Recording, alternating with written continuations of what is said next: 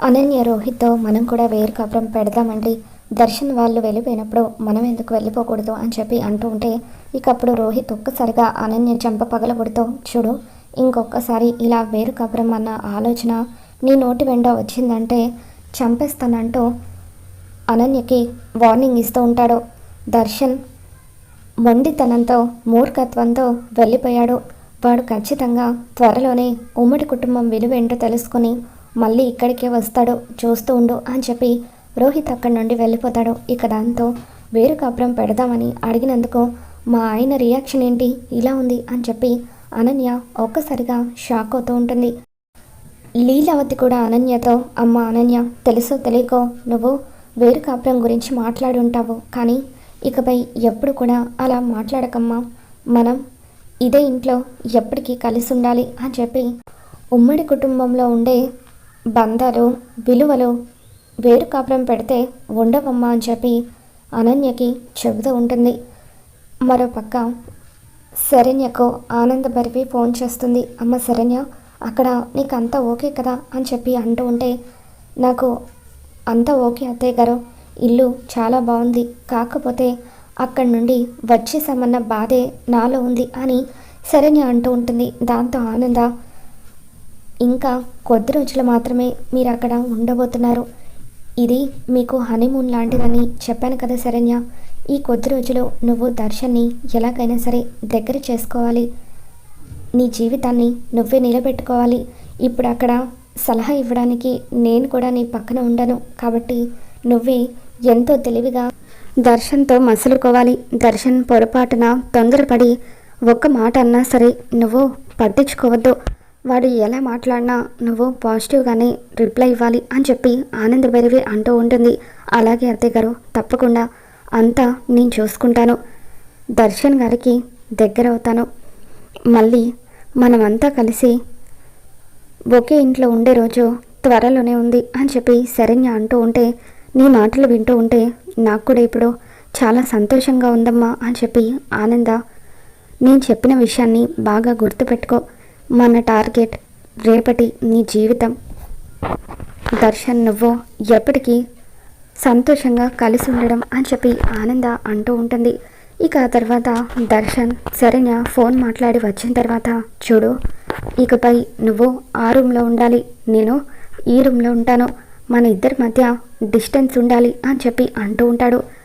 అక్కడ మనం వేరు వేరు గదుల్లో ఉంటే అమ్మ ఊరుకోదు, అందుకే ఇలా మన మధ్య డిస్టెన్స్ మెయింటైన్ చేయడానికే నేను వేరు కాపురం తీసుకుని వచ్చాను అని చెప్పి దర్శన్ అంటూ ఉంటాడు.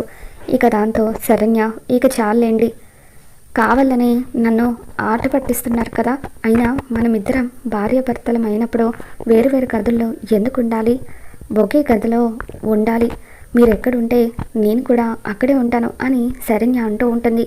అది సరే, కానీ ఇప్పుడు ప్రస్తుతం ఇంట్లో సరుకులు లేవు, ఏం వంట చేయమంటారు, నాకు బాగా ఆకలిగా ఉంది, త్వరగా వెళ్ళి కూరగాయలు తీసుకొని రండి అని చెప్పి శరణ్య అంటూ ఉంటుంది. ఏంటి ఇటువంటి పనులు నాకు చెప్తున్నావని దర్శన్ అంటాడు.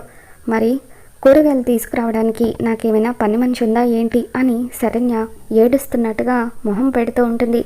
ఇక దాంతో దర్శన్, ఇందాక పని మనిషి వస్తే నువ్వే కదా మాకు అవసరం లేదని పంపించేశావో అని అంటూ ఉంటే, మరి ఇద్దరి కోసం పని మనిషి ఎందుకండి, అయినా మనం ఇప్పుడు వేరు కాపురం పెట్టాం కాబట్టి డబ్బుల్ని చాలా పొదుపుగా వాడుకోవాలి, అప్పుడే కదా రేపు మనకి పుట్టబోయే పిల్లలకు మనం సేవింగ్స్ చేయగలం అని చెప్పి శరణ్య అంటూ ఉంటుంది.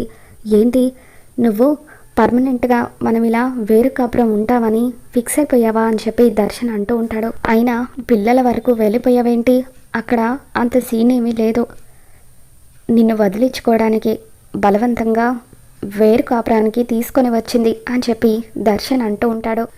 వదిలించుకోవాలని చూసినప్పుడు వెళ్ళిపోయే రకాన్ని నేను కాదులేండి అని చెప్పి శరణ్య, త్వరగా వెళ్ళండి నాకు ఆకలిస్తుంది అని చెప్పి దర్శన్ని కూరగాయల కోసం పంపిస్తుంది.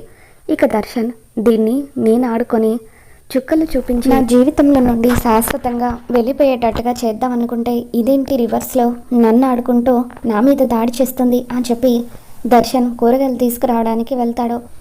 మరో పక్క అనన్యకు సమీర ఫోన్ చేస్తుంది. అనన్య, మన ప్లాన్ ఎక్కడి వరకు వచ్చింది? దర్శన్ శరణ్య ఇద్దరు వేరు కాపురం పెట్టేశారా? వాళ్ళిద్దరూ వేరు కాపురం పెట్టాక శరణ్యను దర్శన్ని ఈజీగా విడగొట్టొచ్చు అనుకున్నాం కదా అని చెప్పి సమీర అంటూ ఉంటే, ఏంటి అనుకునేది?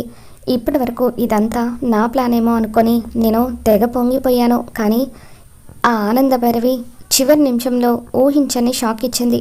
దర్శన్ శరణ్య ఇద్దరు వేరు కాపురం పెట్టడం నా ప్లాన్ కాదట, ఆ ఆనంద భైరవి ప్లాన్ అట. వాళ్ళని హనీమూన్కి పంపించినట్టుగా వాళ్ళని దగ్గర చేయడం కోసమే ఆ ఇంటికి పంపించింది అని అనన్య అనగానే సమీర టెన్షన్ పడుతూ ఉంటుంది. ఏంటి అనన్య నువ్వు అనేది? అంటే ఇప్పుడు దర్శన్ శరణ్య ఇద్దరు వేరు కాపురం పెట్టి దగ్గర అవుతారా? నో, ఎట్టి పరిస్థితులను అలా జరగకూడదు అని అంటూ ఉంటే, ఇకప్పుడు అనన్య, నాకు కూడా అదే టెన్షన్గా ఉంది. కనీసం ఇక్కడ ఉన్నప్పుడు వాళ్ళు ఏం చేస్తున్నారో తెలిసేది. ఏదో ఒకటి ప్లాన్ చేసి వాళ్ళని విడగొడుతూ ఉండేదాన్ని. కానీ ఇప్పుడు ఆ ఇంట్లో వాళ్ళిద్దరు మాత్రమే ఏకాంతంగా ఉంటారు. అప్పుడు వాళ్ళ మధ్య ఉన్న దూరం తగ్గిపోతుందేమోనని నాకు కూడా టెన్షన్గానే ఉంది అని అనన్య అంటూ ఉంటే, వెంటనే మనం అక్కడికి వెళ్ళాలి, అక్కడ ఏం జరుగుతుందో చూడాలి అని సమీర అంటూ ఉంటుంది. ఇక అలా అనన్య సమీర ఇద్దరూ కలిసి దర్శన్ వాళ్ళు ఉంటున్న ఇంటికి వస్తారు. అక్కడికి వచ్చి కిటికీలో నుండి వాళ్ళు దర్శన్ వాళ్ళని చూస్తూ ఉంటారు. ఇక అదే టైంలో దర్శన్ కూరగాయలు నెత్తిన మోసుకుంటూ ఇంట్లోకి వస్తూ ఉంటాడు. ఇదేంటి దర్శన్ కూరగాయలు మోసుకొస్తున్నాడు అని చెప్పి సమీర షాకింగ్గా చూస్తూ ఉంటుంది. ఇక దర్శన్ లోపలికి వచ్చిన తర్వాత, ఏంటండి నేను అడిగానని చెప్పి నా కోసం ఇన్ని కూరగాయలు తీసుకొచ్చారా? చాలా థ్యాంక్స్ అండి, మీది చాలా పెద్ద మనసు అని చెప్పి, ఎలా తెచ్చారో చూస్తాను అని చెప్పి కూరగాయలు ఒక్కొక్కటిగా తీసి చూస్తూ ఉంటుంది. ఈ బీరకాయలేంటి ఇంత ముదురుగా తెచ్చారు? ఆకుకూరలేంటి అస్సలు ఫ్రెష్గా లేవు? వంకాయలైతే అన్నీ పుచ్చులే అని చెప్పి అలా శరణ్య వంకాయలు విసిరి కొడుతూ ఉంటే కిటికీలో నుండి అవి అనన్య మొహన సమీర మొహన పడుతూ ఉంటాయి. ఇక అప్పుడు దర్శన్, కూరగాయలు తెమ్మన్నావు తెచ్చాను, అంతేకాని ఇలా వెక్కిరించడం ఏంటి అని అంటూ ఉంటే, చిన్నప్పటి నుండి అత్తయ్య గారు మీకు ఏ పని చెప్పకపోవడం వల్ల మీకు కూరగాయలు తేయడం ఎలాగో కూడా తెలియడం లేదు. ఇకపై ప్రతిరోజు తెస్తారు కాబట్టి అలవాటు అయిపోతుంది లేండి అని శరణ్య అంటూ ఉంటుంది. ఇక అలా శరణ్య కూరగాయలు దర్శన్ మొహన విసురుతూ ఉంటే, ఏంటి నా మొహన విసురుతున్నావు నిన్ను అంటూ చెయ్యెత్తుతాడు. అప్పుడు శరణ్య కూడా ఒక పెద్ద కర్ర తీసుకుని వచ్చి దర్శన్ ముందు ఆ కర్రని చేత్తో తిప్పుతూ ఉంటే, ఇదేంటి దర్శన్ అది ఇలా చేస్తున్నా ఏమీ మాట్లాడడం లేదు, కొంప తీసి దానికి అప్పుడే లొంగిపోయాడే ఏంటి అని సమీర టెన్షన్ పడుతూ ఉంటుంది. దీని సంగతి చెప్తాను అని లోపలికి వెళ్తూ ఉంటే, ఎక్కడికి వెళ్తున్నావు? దాని చేతిలో పెద్ద కర్ర ఉంది చూసావు కదా, ఇప్పుడు మనం కనుక వెళ్తే మన ఇద్దరిని ఆ కర్రతో బాదుతుంది అని చెప్పి, పద సమీర వెళ్ళిపోదాం అంటూ అనన్య సమీరని తీసుకొని అక్కడి నుండి వెళ్ళిపోతూ ఉంటే, ఆగు ఏం జరుగుతుందో చూద్దాం అని సమీర అంటూ ఉంటుంది. ఇక ఆ తర్వాత శరణ్య, ఏమండి మీకు బాగా ఆకలిగా ఉంది కదా, భోజనం తీసుకొస్తాను తినండి అని చెప్పి అంటూ ఉంటే, అప్పుడు దర్శన్, ఏమీ అవసరం లేదు, నువ్వు చేసిన వంటని నేను తినాలా అని చెప్పి అంటూ ఉంటాడు. ఇక దాంతో శరణ్య, మరి మీరు నేను ఉన్నప్పుడు నేను చేసిన వంట తినకపోతే మీ కడుపు మాడిపోతుంది, ఆకలితో అలాగే ఉండిపోవాల్సి వస్తుంది అని చెప్పి శరణ్య దర్శన్ కోసమని భోజనం వడ్డించుకొని తీసుకొచ్చి ఇస్తుంది. ఇక అప్పుడు దర్శన్కి బాగా ఆకలిగా ఉండడంతో శరణ్య పక్కకు వెళ్ళిపోగానే తను చేసిన భోజనం మొత్తాన్ని కూడా తినేస్తూ ఉంటాడు. ఇదంతా చూస్తున్న సమీర, దర్శన్ ఏంటి మరి ఇలా మారిపోతున్నాడు, వేరు కాపురం పెడితే వీళ్ళిద్దరిని విడగొట్టొచ్చేమో అనుకున్నాను, అంతేకాని ఇలా దగ్గర అవుతారని అస్సలు అనుకోలేదు అని చెప్పి సమీర త్వరగా ఏదో ఒకటి ప్లాన్ చేయాలి, వీళ్ళ మధ్య దూరం పెంచాలని చెప్పి అనన్యని తీసుకుని అక్కడి నుండి వెళ్ళిపోతుంది.